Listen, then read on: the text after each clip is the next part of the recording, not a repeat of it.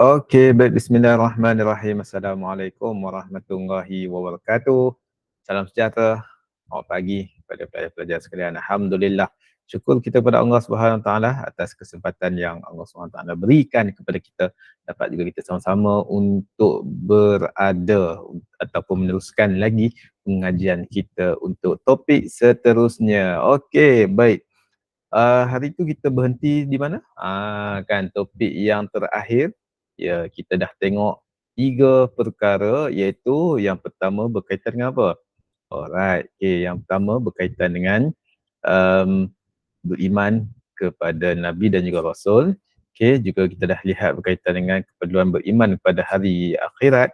Seterusnya kita juga melihat berkaitan dengan menyatakan keperluan beriman kepada qada dan juga qadar. Okey. Baik, inilah topik yang telah kita lihat sebelum ini. Okey. Okey, yang mana kita beriman kepada Nabi dan juga Rasul ini, di mana Nabi dan juga Rasul ini diutuskan sebagai panduan kepada umat manusia. Okey. Seterusnya hari kiamat yang mana merupakan rukun iman yang kelima. Di mana dunia akan dimusnahkan dan bermulalah kehidupan yang abadi untuk manusia buat kekal selamanya. Okey, dan juga akhir sekali adalah kita sebagai orang yang beriman wajib percaya kepada qada dan juga qadar, kerana itulah untung, itulah adanya rugi. Yang mana manusia akan ditentukan berdasarkan kepada apa yang dilakukan olehnya ketika berada di dunia. Okey? Baik, bila mana manusia ada dekat dunia, apa sahaja semuanya akan okey, semuanya bergantung kepada apa sahaja yang dilakukan. Okey, apa sahaja yang dilakukan. Okey, baik. Boleh nampak ya? Okey. Dan seterusnya kita nak lihat perkara ataupun tajuk yang seterusnya, iaitu beriman kepada qada dan juga qadar. Okey, kita dah lihat, okey, yang mana ada beberapa perkara buruk baik itu semuanya datang pada Allah Subhanahu Wa Taala. Okey, yang mana kalau kita lihat, ya, qada itu sendiri membawa maksud apa yang berlaku di dunia adalah ketentuan Allah Subhanahu Wa Taala. Ya, ketentuan Allah Subhanahu Wa Taala.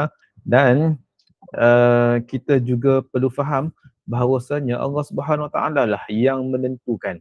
Allah Subhanahu Wa Taala lah yang menentukan segala-galanya. Apa yang kita laksanakan ini adalah apa? Adalah susun atur. Susun atur. Oleh siapa? Oleh Allah Subhanahu Wa Taala. Okey. Bila mana kita faham perkara ini, pelajar-pelajar sekalian, secara tak langsung, ya, bila kita faham susunan daripada Allah Subhanahu Wa Taala untuk kehidupan manusia ini, kita akan dapati bahawa Allah Subhanahu Wa Taala lah yang mengizinkan apa jua yang kita kehendaki, okay? Apa jua yang kita rasakan, ini semuanya adalah Allah Subhanahu Wa Taala punya kerja, bukannya manusia. Kan, bukannya manusia. Okey, baik. Dan seterusnya dapat juga kita lihat, okey, qada dan juga qadar di sini. Okey, seterusnya kita lihat pula definisi qada dan juga qadar. Okey, qada ini adalah hukum atau kejadian yang berlaku pada diri seseorang, seperti miskin, elok, buruk, untung, rugi, hidup, mati. Semua ini adalah apa? Yang disebut sebagai qada. Yang disebut sebagai qada. Manakala okey, qadar pula adalah apa? Qadar ini adalah ukuran sukatan yang ditentukan ke atas tiap makhluk. Okey. Dan seperti mana firman Allah Subhanahu Wa Taala, tidak ada tiadalah kamu yang berkemahuan melakukan sesuatu perkara melainkan dengan cara yang dikehendaki oleh Allah Subhanahu Wa Taala. Daripada surah Al-Insan ayat 30. Baik. Qada ada 2 jenis, iaitu yang pertama qada mubram. Qada mubram yang mana qada yang tetap dan tak mungkin berubah berdasarkan ilmu Allah Subhanahu Wa Taala yang meliputi segala kejadian. Contohnya apa? Hidup mati ini adalah ketentuan Allah Subhanahu Wa Taala. Cumanya cara mati kita je kita tak tahu. Okey, cara mati kita je kita tak tahu, dan kita boleh berusaha, kita boleh orang kata apa, dengan laksanakan amalan kita, tindakan kita ini, mudah-mudahan kita hendak kan diri kita ni dimatikan dalam keadaan yang husnul khatimah, mati dalam keadaan sudah tentulah mati dalam keadaan yang baik. Okey, seterusnya kita tengok pula qada muallaq adalah yang ditetapkan mengikut penyesuaian waktu dan juga keadaan, dan bergantung kepada keadaan dan juga sebab yang sesuai baginya berlaku. Contohnya apa? Rezeki, kebahagiaan, kecelakaan, kejayaan atau kegagalan. Kita dah jadi pelajar. Tapi kalau tak berusaha dengan sungguh-sungguh, adakah akan lulus? Adakah akan berjaya? Adakah akan graduate on time? Adakah akan konvo bersama dengan kawan-kawan kita? Semuanya bergantung kepada apa? Yang pertama, usaha, ikhtiar, tawakal manusia kepada Allah Subhanahu Wa Taala. Dan yang mana kita kena faham, ini semuanya adalah apa? Keizinan daripada Allah Subhanahu Wa Taala. Okey? Baik. Dan bila mana kita beriman kepada Allah Subhanahu Wa Taala, ia memberi kesan kepada kita sendiri selaku manusia. Yang pertama, of course, manusia akan tenang. Sebab apa? Manusia akan faham bahawa hidup ini dia ada keyakinan kepada Allah Subhanahu Wa Taala yang tentukan keadaan hamba-Nya. Allah Subhanahu Wa Taala Maha Adil.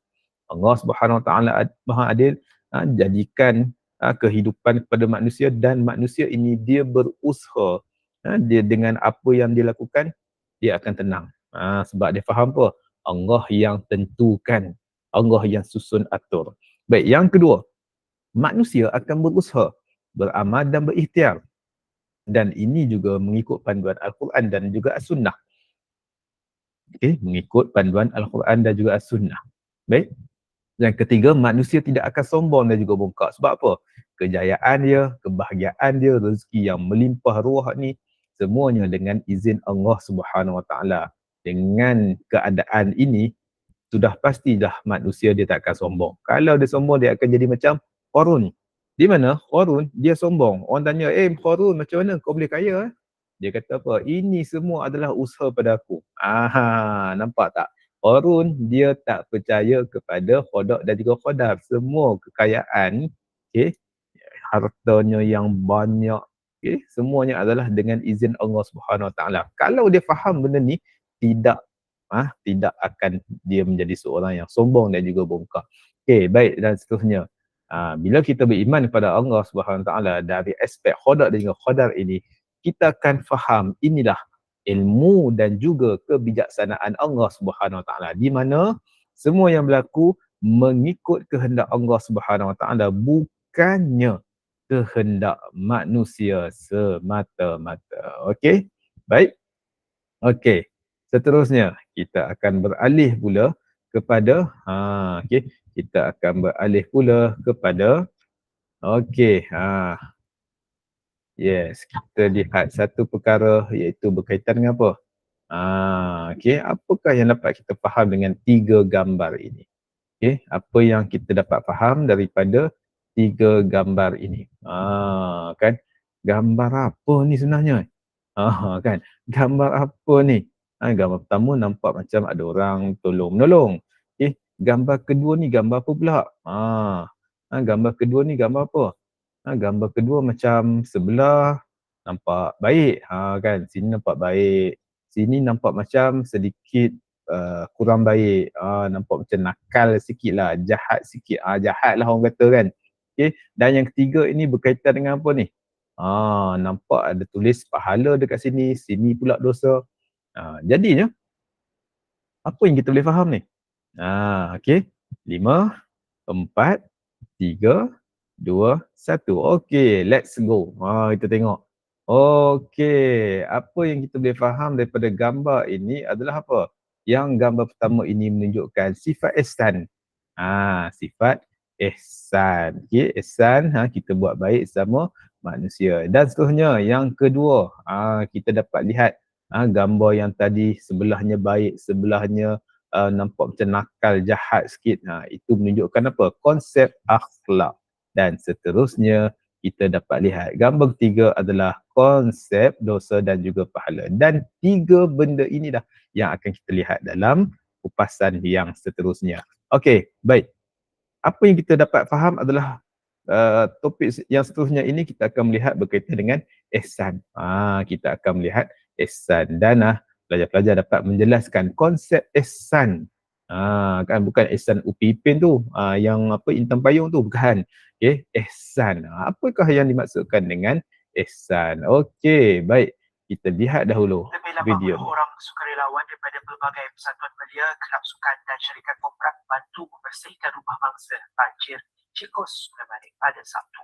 Program misi bantuan banjir Hilir Perak yang dimulakan sejak Rabu turut disertai kira-kira 30 penduduk institusi darjah tinggi yang tinggal di sekitar Teluk Intan dan Bangan Datuk. Dan pada hari ini kita dapat juga bukan sahaja untuk menjalankan sambungan kerja-kerja pembersihan, tetapi kita juga mendapat bantuan sumbangan makanan seperti beras, telur, sardin, sumbangan daripada orang ramai yang memang sangat-sangat membantu kami lah untuk menjalankan program ini. InsyaAllah kita pun dalam rangka kerja kita pun ada dilaksanakan pada kawasan yang banjir yang memerlukan sukarelawan, kita pun sebenarnya bersama jugalah. Mereka ditemui ketika misi bantuan banjir Hilir Perak di Pekan Cikos Sulaiman pada Sabtu. Okey, baik. Gambar berkaitan ataupun video berkaitan dengan apa?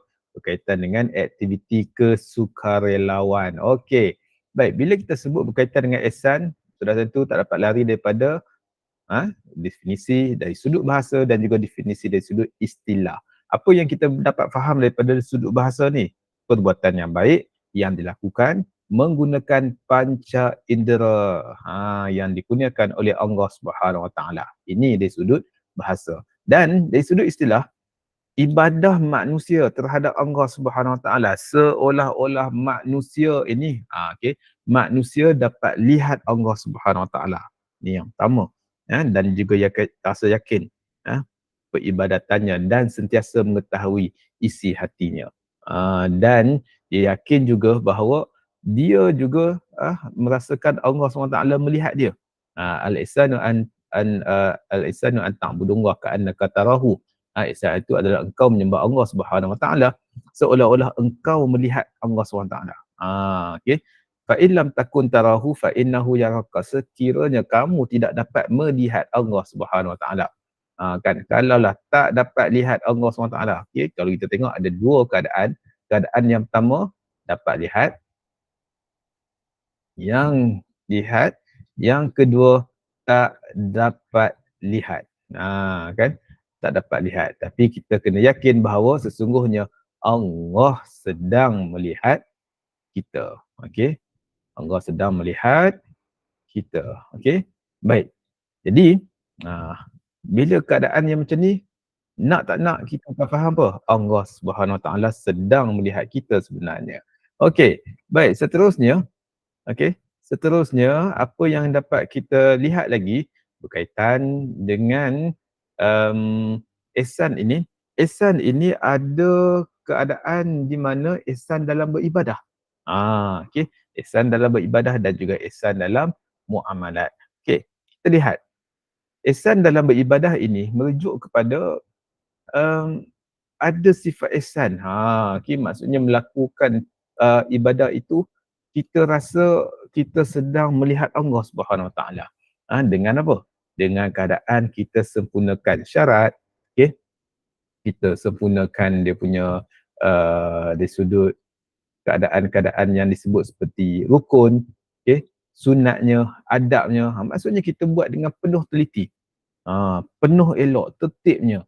Contoh kalau kita masak nasi itu, maksudnya beras tu kita basuh dengan elok, api pun kita kawal apinya, lepas tu kita letak sikit perasanya, okey. Ada rasa tu rasa yang orang kata apa, mencukupi secukup rasanya. Dan sama juga dalam beribadah. Sekiranya kita tak tercapai perkara-perkara ni, maksudnya apa? Kita tidak ada kesedaran yang kuat. Itu sebab je kita dapat tengok ada orang semayangnya lebih kurang. Allahu Akbar. Kan, baca pun tunggang langgang pun semua kan. Dan itu sebabnya kita kena ada apa? Perasaan seolah-olah kita ini melihat Allah Subhanahu Wa Taala dalam beribadah, dan juga Allah Subhanahu Wa Taala sedang melihat kita. Okey.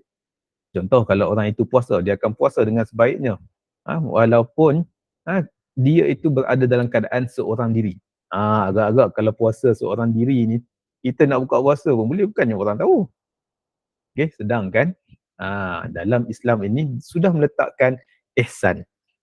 Bila mana meletakkan ihsan ini, kita akan rasakan diri kita ini sentiasa melihat Allah SWT dan Allah SWT melihat kita. Okey? Dan secara tak langsung kita akan jaga hubungan kita dengan baik. Dengan siapa? Dengan manusia. Okey, seperti apa? Kekeluargaan, kemasyarakatan, kebudayaan, politik dan banyak lagi. Okey, nampak tak betapa pentingnya ihsan ini dalam ibadah. Okey, dan kita lihat pula ihsan dalam pekerjaan. Kita akan buat apa? Buat sehabis baik. Maksudnya, buat sehabis baik ni apa dia? Exceed our exceed expectation. Okey. Okey, maksud dia kita dapat membuat sesuatu itu melebihi jangkaan. Inilah yang disebut sebagai itqan. Okey, buat sehabis baik. Okey, kemudian kita pula akan kuasai ilmu pengetahuan. Bukan setakat ilmu pengetahuan, skillnya lagi. Kemahiran di sudut apa? Kemahiran di sudut berfikir. Okey, kemahiran di sudut selesaikan masalah, problem solving. Okey. Kemahiran di sudut apa? Bila kita berada dengan orang, kita akan ada kemahiran di sudut berunding. Okey, social skill. Macam-macam skill sebenarnya. Kita akan kuasai sesuatu kerja itu dengan skill yang ada sampailah kerja itu dapat disempurnakan mengikut masa dan juga waktu yang telah ditetapkan. Akhirnya kita akan apa? Lakukan sesuatu itu dengan apa? Ikhlas dan juga benar. Dan amalan kita ataupun pekerjaan kita itu akan dilaksanakan dan hasilnya insya-Allah sangat baik. Okey? Baik. Dan seterusnya kita lihat pula bagaimanakah konsep akhlak itu. Kan? Konsep akhlak itu. Okey. Ni contoh teguran. Islam dia nak suruh saling tegur menegur supaya sampai di akhirat nanti kita boleh lepas ini. Bila sampai di akhirat nanti, qalu ma'dziratan ila rabbikum wa la'allahum yattaqun. Mereka berkata bahawa saya boleh memberi alasan di hadapan Allah nanti. Allah boleh memaafkan saya. Kenapa Allah boleh memaafkan saya? Kerana saya dah tegur dah. Kemudian dalam masa yang sama, wa la'allahum yattaqun, mudah-mudahan mereka menjadi manusia yang bertakwa kepada Allah. Itu cara demikian. Orang kafir boleh jadi takwa kan? Orang kafir nak jadi takwa macam mana dalam hidup? Dia tu kafir. Bila dia kafir, maka dia tidak ada ketakwaan dalam hidup dia. Maka apakah yang menghalang kita daripada bersemangat dalam menyampaikan kebenaran? Apa yang menghalang kita menjadi lemah, lesu, tak bermain? Tak ada nak tegur-tegur orang. Biar aja masyarakat kita. Dulu kan masyarakat kita saling tegur-menegur kan. Saling nasihat. Anak jiran, anak dia. Anak ni sampai kalau pergi ke sekolah tu, hantar anak ke sekolah tu, bagi pada guru tu rotan. Bagi hadiah rotan pada guru. Guru, rotan anak saya ni, rotan lah. Dia hancur rotan ni, jangan anak saya hancur. Dia sebut demikian. Rotan anak saya ni, anak ni, dengar tunduk je. Bila ayah hantar anak ke sekolah, cikgu pula balik sekolah tu, ayah ni waktu ada, buah rambutan ada, durian ada, penuh dalam bodik kereta cikgu. Sekarang cikgu mana yang ada? Cikgu kena tunggu surat saman. Tunggu surat saman daripada ibu ayah. Ibu ayah datang. Saya tak pernah cubit pun anak saya. Dia sebut demikian. Ibu ayah ni, cikgu pandai-pandai ajar macam mana? Cikgu yang jadi bangsa. Dulu kan, kalau kita balik, bagi tahu pada ayah kita, saya kena rotan lah kat sekolah tadi, cikgu rotan. Rotan, mamai, aku tambah lagi. Aku tambah lagi. Jangan bagi tahu yang kita kena rotan.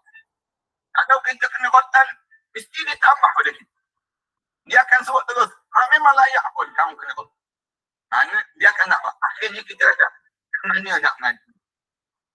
Jadi tu yang merajuk seorang-seorang dalam bilik tu. Tu dia jadi punca apa dia? Punca nak sebutnya kabaran ayah kita, mak kita tak akan menyembelih. Betul cikgu. Zaman-zaman dahulu, sekarang tak ada. Sekarang kita ni siap kalau cikgu datang, mak ayah datang. Mak ayah datang lah, marah cikgu. Saya tak jumpa pun anak saya. Saya tak rotan pun anak saya. Saya tak didik demikian. Cikgu jangan pandai. Cikgu pula pucat isi. Cikgu pula pucat. Kan, anak tengok di sekolah, mana nak mengajar dulu. Ayah tu datang dengan rotan. Pukul. Mana cikgu? Mana ustaz ni? Pukul meja. Aku tak pernah membuatkan anak. Dia sebut. Lagi cikgu tu semua. Betul lah ustaz tu pula kecil. Bapak tu datang besar. Okey, baik. Okey. Akhlak remaja zaman kini. Siapa yang teruk? Okey. Baik, siapa yang salah? Okey, baik. Seterusnya kita lihat konsep akhlak. Konsep akhlak. Di mana kalau lihat konsep akhlak ini, okey. Kita mungkin pernah tipulah kalau kita kata tak pernah lah dengar perkataan akhlak kan. Ni first time lah dengar. Tak. Kan dah banyak kali dah kan sebut berkaitan dengan akhlak ni. So, bila sebut berkaitan dengan akhlak ni, okey, sebut berkaitan dengan akhlak ini, of course kita akan faham apakah yang dimaksudkan dengan akhlak itu sendiri. Okey, apakah yang dimaksudkan dengan akhlak itu sendiri. Dan bila sebut berkaitan dengan akhlak ini, okey, semestinya okey, apa yang kita boleh faham kat sini ada dua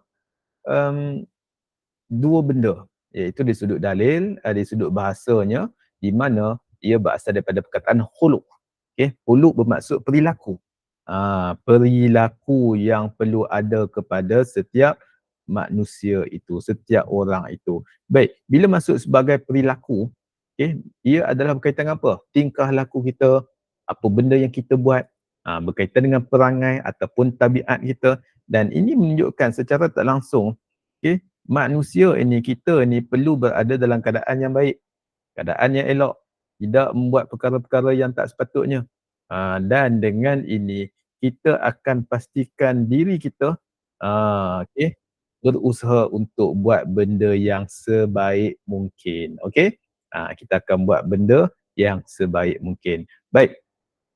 Dan dalil berkaitan dengan akhlak ini kita dapat lihat daripada hadis Nabi SAW yang mana menyebut akhlak Rasulullah itu adalah Al-Quran. Dan kita lihat satu lagi pandangan daripada Imam Al-Ghazali, di mana Imam Al-Ghazali menyatakan akhlak itu adalah suatu sifat, sifat yang tertanam dalam jiwa, dalam diri kita, yang mana lahir daripada situ perbuatan atau tingkah laku. Okey. Okey, daripada jiwa kita, daripada tempat ini, apa dia? Ni perbuatan. Perbuatan, tingkah laku, yang mana tingkah laku itu dia akan dilaksanakan, dilakukan tanpa ada pertimbangan akal fikiran. Okey, contohnya apa? Perbuatan yang dia lihat berkaitan dengan apa? Orang jatuh. Kan ada orang jatuh, okey, dia ada pilihan sama ada terus tolong, ataupun yang kedua dia buat apa? Dia tolong gelak. Ni tolong bantulah. Tolong juga bantu samalah, ni tolong gelak. Agak-agaknya yang mana satu sifat yang disebut sebagai sifat sifat betul-betul yang berakhlak ni. Kan of course kita akan nampak yang tolong bantu. Manakala yang tolong gelak ni adalah apa? Lihat balik kepada apa? Jiwa dia. Dia ni ada jiwa apa?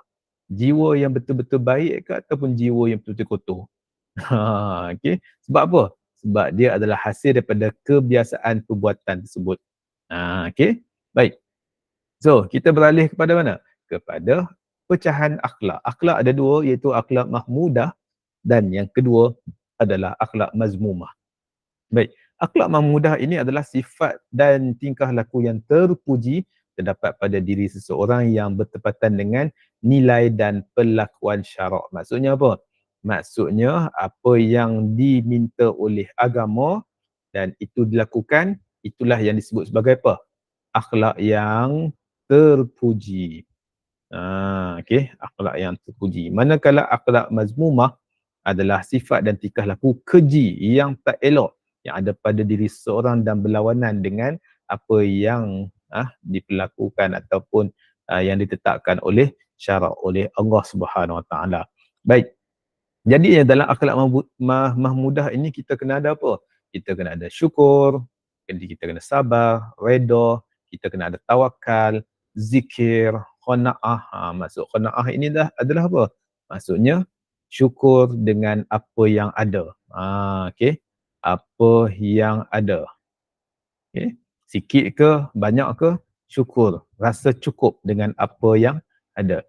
Cukup dengan apa yang ada. Baik, manakala akhlak mazmumah kepada Allah Subhanahu Taala, di mana orang itu dia berlaku riak, putus asa, sangka buruk, lalai. Ni tak sepatutnya berlaku. Riak cakap besar, putus asa, dah tak nak dah usaha, dah give up, fed up, sangka buruk, iaitu apa? Iaitu menyalahkan Allah SWT. Okey, tak sepatutnya berlaku kepada kita. Dan di mana manusia juga perlu ada akhlak mahmudah sesama manusia. Seperti apa? Tawaduk, kerendahan diri. Kan apa jua yang ada pada kita, sebenarnya kita letakkan semuanya adalah Allah Subhanahu Wa Taala yang bagi kat kita. Kita ni tak layak pun untuk apa? Tak layak untuk kita membangga diri. Okey. Kita perlu juga hormat, respect each other, pengasih dan juga bermurah, dan banyak lagi. Di mana akhlak mazmumah pula adalah tak sepatutnya kita sombong, pandang hina kepada orang lain, berlaku kasar, memfitnah, khianat dan juga bakhil. Okey? Baik. Seterusnya kita lihat, okey, bagaimana pula peranan akhlak? Peranan akhlak itu di mana akhlak tak dapat dipisahkan dalam Islam. Dan inilah yang menjadi agenda utama dalam misi dakwah Rasulullah sallallahu alaihi wasallam, di mana Nabi diutuskan innama bu'istu li utammima makarimal akhlak, iaitu memuliakan akhlak. Ni adalah apa? Agenda Nabi. Okey, nak bagi nampak apa? Good looking. Okey. Nak bagi nampak perangai elok. Kan, cakap elok, bila makan dalam keadaan yang elok. Apa jua benda kita kena buat apa? Dalam keadaan yang sebaiknya. Okey.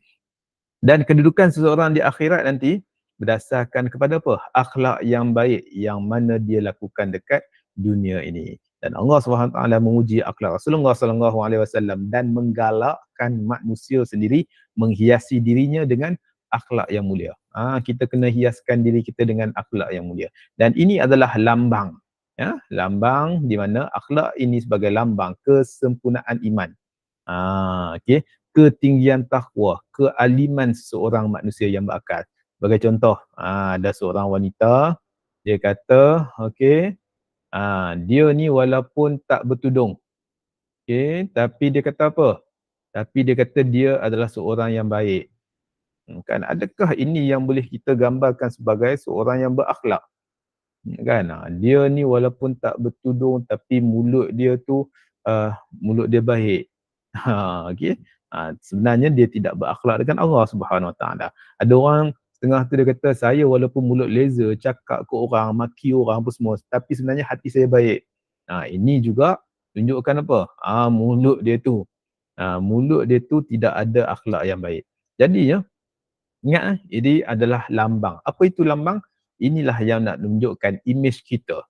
Okey, imej sebagai seorang Islam. Betul-betul ke kita ni sebagai seorang yang berakhlak? Okey, fikir-fikirkan ya. Baik, seterusnya kita lihat pula faktor pembentukan akhlak. Di mana ada 6 kesemuanya bermula dengan apa? Keturunan. Yes, pentingnya kita cari keturunan yang baik-baik supaya akhlak juga menjadi baik dalam hubungan kita. Okey, seterusnya di sudut persekitaran, perlunya cari tempat yang sangat baik. Yang baik. Maksudnya apa? Kalau kita nak tinggal tu, elakkan daripada tinggal tempat-tempat yang berlakunya maksiat. Contohnya apa? Tempat pelecuran, tempat yang black area, seperti apa? Seperti aktiviti dadah, kan? Okey, maksiat. Yang penuh dengan apa? Yang penuh dengan perlakuan jenayah. Sebab apa? Dia akan mendorong pembentukan akhlak ini. Okey, dan pastikan cari rakan yang sebaiknya. Kalau kita cari rakan yang tak berapa okey, habis. Okey. Baik, kita beralih pula kepada adat. Adat juga menentukan kepada pembentukan akhlak. Kenapa? Sebab kalau kita lihat bagaimana adat sesebuah keluarga itu sebelum tidurnya bersalaman, okey, mohon maaf, okey, ataupun sebelum keluar rumah salam dahulu dan sebagainya. Ini akan membentuk apa? Akhlak yang baik. Okay, dan juga peraturan sebenarnya memainkan peranan yang penting dalam menentukan akhlak kita. Kita dapat tengok apa? Bagaimana kita masuk dalam rumah. Macam mana dengan susun atau selipar kita. Susunan selipar kita pun kita nampak. Kita ni ada akhlak yang baik ke tak? Kan susunan selipar di dalam dekat luar rumah. Okay? Maksud dia kita ni apa? Nak pastikan supaya keadaan itu nampak elok. Dan sudah tentunya nak membentuk akhlak kita ini berdasarkan ilmu. Macam mana kita bercakap dengan orang, macam mana kita bertimbang rasa dengan orang, sudah tentu ilmu kita. Ada setengah orang ilmu itu tinggi tapi akhlaknya tiada. Sebab apa? Dia tak praktiskan ilmu. Pengamalan ilmunya tak ada. Setengah orang dia boleh marah orang pun semua. Awak tahu tak saya ni siapa? Kan? Saya ni ada 19 PhD. Melampau kan. Tapi akhlaknya tu langsung tak dipraktikkan. Okey. Baik. Kita dapat lihat pula keadaan bagaimana seseorang yang berakhlak dengan etika. Yang mana akhlak itu menilai tindakan zahir dan juga batin. Dua elemen di sini. Manakala etika itu hanya satu elemen sahaja dan tidak komprehensif. Okey. Akhlak pula mencakupi pemikiran, okey. Pemikiran, perasaan, niat dalam hati manusia dan hubungan dengan Allah Subhanahu Wa Taala. Manakala manusia dan sesama manusia, okey, yang mana dia melibatkan tiga keadaan. Yang mana kita akan ni berhadapan dengan siapa? Yang pertama dengan Allah, yang kedua dengan manusia, yang ketiga dengan makhluk. Okey, sudah tentulah kalau kita dengan Allah SWT kena jaga apa? Solat kita, ibadah kita. Dengan manusia ni kena jaga apa? Hubungan kita. Okay? Dengan makhluk ini apa? Contoh macam kita bela binatang. Takkanlah binatang itu kita tak bagi makan. Semestinya kena apa? Bagi makan yang sebaiknya. Okay? Baik. Manakala dari sudut etika hanya mencakupi pemikiran, okay, perasaan, niat hati manusia dalam hubungan antara manusia dengan manusia saja. Dia hilang hubungan dengan Allah SWT dan juga hubungan dengan makhluk. Okey. Baik, seterusnya nilai akhlak pula ditentukan oleh Allah SWT. Ya, Allah SWT dah letak dah dia punya rating dia berdasarkan Quran dan juga tunjuk ajar pada Rasulullah SAW. Manakala etika itu datangnya ataupun ketentuan daripada manusia dan juga kehendak masyarakat. Okey. Dan nilai akhlak ini bersifat mutlak. Kan mutlak ni apa dia? Memang dah tetap, memang tak berubah dan datangnya daripada Allah Subhanahu Wa Taala sempurna lagi. Manakala nilai etika ini bersifat apa? Relatif, berubah-ubah, subjektif. Kan dia disesuaikan dengan keadaan yang tertentu dan hanya bersifat sementara. Itu sebabnya kita ada apa? Etika pemakaian. Okey. Kalau dalam Islam, akhlak dalam berpakaian apa dia? Akhlak berpakaian tutup aurat. Kan? Tutup aurat. Tapi etika berpakaian ni dia kadang-kadang tak minta pun supaya tutup aurat. Dia kata pakai sopan. Kan berbeza pakaian sopan dengan tutup aurat. Yang mana tutup aurat ini sudah merangkumi pakaian sopan itu. Okey? Baik. Dan matlamat pengamalan akhlak yang baik adalah memperoleh kebahagiaan di dunia dan juga di akhirat. Inilah the ultimate goal. Ultimate goal. Sasaran yang paling besar sekali. Hala tuju yang paling besar sekali. Dan etika bermatlamat memenuhi kehendak lebih berorientasikan keuntungan dan kerugian akibat sesuatu perbuatan. Okey. Baik, kita lihat pula ciri-ciri akhlak yang mana ia meliputi sederhana dan juga seimbang, mutlak dan juga menyeluruh, bersih dalam pelaksanaan dan juga adanya keseimbangan. Dan dapat juga kita lihat di mana penerapan akhlak ini dapat dilaksanakan dalam pengurusan dan juga perniagaan.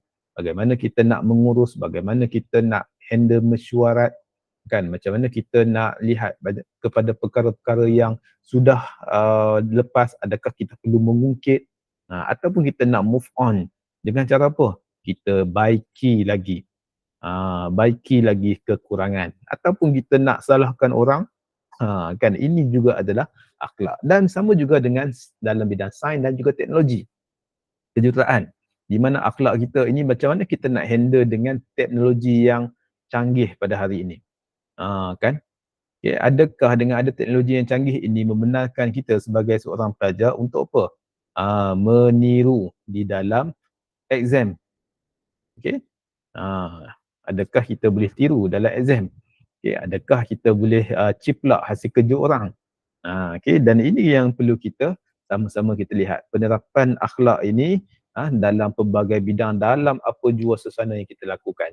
Baik, dan kita dapat lihat di mana perlunya ada 4 sifat ini, iaitu sifat siddiq, ya, yang mana membenarkan. Okay, perlulah sentiasa benar. Okay, yang kedua perlunya amanah. Okay, jangan ada khianat. Okay, bertanggungjawab terhadap apa yang kita laksanakan. Okay, seterusnya perlulah menyampaikan tabligh dan juga fatonah, kebijaksanaan. Okay, kebijaksanaan ini gabungan daripada ilmu yang kita ada dan juga pengalaman. Okay, dua benda ni sangat mahal, ya, sangat mahal untuk kita. Baik, seterusnya kita lihat pula kepada kupasan berkaitan dengan konsep dosa dan juga pahala. Okay. Lepas tu dia kata kalau kita maknanya ditimbang di akhirat lagi, dosa kita, pahala kita lebih banyak daripada dosa. Adakah masuk syurga terus? Dengar boleh. Ni semua ni alam kiamat. Masuk alam warai. Tidak ada isyihad daripada ulama-ulama. Semuanya terhenti atas nak. Kena ada ayat Quran, kena ada hadis. Hadis pertama sekali mutawatir. Kemudian hadis ahad pun diterima juga. Sekalipun hadis lain, Imam Hanbali kata boleh pakai jugalah. Kita nak isyihad pergi pandangkan tak boleh. Jadi ulama ada menyebut dalam kitab-kitab tentang akidah, tentang yang berqiyamah dan seumpamanya. Di antaranya Hasyiah bagi Tazkirah Al-Qurtubi yang menyebutkan tentang padang mahsyar dan syurga neraka, iaitulah katakanlah pahala kita 60, dosa kita 40. Nampak? Jawabnya, adakah yang 40 itu dibalas juga kepada kita yang jahat? Tidak lagi. Berdalil, fa'amma maqsadudat nawaziduhu wa huwa fi aisyatir radiyah. Siapa yang pahala lebih banyak daripada dosa, katakan pahala dia 51, dosa 49. Nampak tak? 51 dengan 49. Maka lebih banyaklah pahala. Fa'ummuhu. Maka baliknya itu adalah tempat yang dia rezai, artinya syurga. Jadilah kita tapi kata, adakah dia masuk neraka? Tak. Lebih sedikit saja pada, walaupun dosa dia banyak, dia masuk syurga juga. Katakan dia melakukan dalam semua hidup ni, dia melakukan 3 juta dosa. Oh, banyak 3 juta. Tapi dia melakukan 3 juta 1 pahala. Nampak tak? Maka lebih pahala. Quran tu jelas. Nampak? Fahuwa fi. Fa tu duduk pada jawab mak tepat. Maka jawabnya, dia akan masuk ke dalam syurga. Dah tu 3 juta dosa, liquid paper, Allah ampun. Bahkan ada sebut dalam hadis orang yang banyak dosa dapat masuk syurga dengan syafaat. Jadi adakah masuk syurga terus? Kalau soalan ini makna syurga terus tanpa masuk neraka lagi? Ya. Kerana pada lebih banyak. Sebab itulah perbanyakkan dalam sunat. Nah, mudah-mudahan berat sebelah kebajikan. Soalan seterusnya. Okey, baik. Berkaitan dengan apa? Kita nak supaya apa? Hidup kita ni beratnya kepada apa? Beratnya kepada pahala. Kan? Kita nak benda ni lebih berat. lebih berat. Okey, timbangannya berat. Kan, berat timbangannya. Okey, baik. Sebab apa? Bila kita sebut dosa dan juga pahala ni, dia berkaitan dengan apa? Ukuran. Setiap amalan yang dilakukan itu adalah apa? Ukuran yang dapat memperlihatkan tahap sebenar kehambaan dia. Kehambaan manusia itu di sisi Allah Subhanahu Wa Taala. Okey, tahap dia. Maksudnya levelnya kat mana? Kita ni level betul-betul apa? Kalau kita tengok graf ni, betul-betul beriman ataupun yang tak beriman. Kalau tak beriman ni dia duduk bawah lah kan. Kan kalau beriman ke tak beriman. Okay, semakin kita berusia ini, adakah kita makin beriman, tingkat iman kita, ataupun kita makin drop. Risau kalau kita punya iman kita makin drop. Patutnya kita kenapa bertambah iman kita. Okay, dan secara tak langsung, itu sebab dia, kita ni dituntut untuk beriman, dan secara tak langsung, ia akan meningkatkan apa? Meningkatkan pahala kita. Okay, dan ganjaran pahala ini, yang mana manusia dapat ini, okay, bila mana kita melaksanakan amal ibadah, ada tinggi ketakwaan kita kepada Allah Subhanahu Wa Taala, dan secara tak langsung kita akan mendapat rahmat Allah Subhanahu Wa Taala. Okay, bagi orang yang melakukan dosa dan juga kemungkaran, okay, manusia ini akan berada pada level yang rendah martabat dia. Level dia tu. Kan martabat kehambaan itu akan rendah dan dia berada dalam keadaan dosa dan juga kemungkaran. Okay, itu sebab dia. Syurga ni selalu disebutkan dengan apa? Syurga selalu disebutkan dengan tempat yang tinggi. Kan tempat yang tinggi. Manakala neraka pula disebutkan dengan apa? Tempat-tempat yang rendah, gaung. Okay, gaung. Okay, di situlah dibakarnya manusia dan sebagainya. Na'udzubillah min zalik. Okay, dan apa yang perlu kita laksanakan adalah apa? Tentunya kita perlu kan sedar dan juga ingat bahawa kita ni nak tak nak, kita sebenarnya berada dalam keadaan yang perlu kita faham. Okay, kita sebagai manusia, kita akan ada dua saja mata wang. Sudah tentu apa? Mata wang dosa ataupun mata wang pahala. Tapi kita nak apa? Mata wang kita ini mata wang yang benar-benar laku dekat akhirat nanti, sudah tentulah adalah berkaitan dengan apa? Mata wang dalam bentuk pahala. Okey. Baik.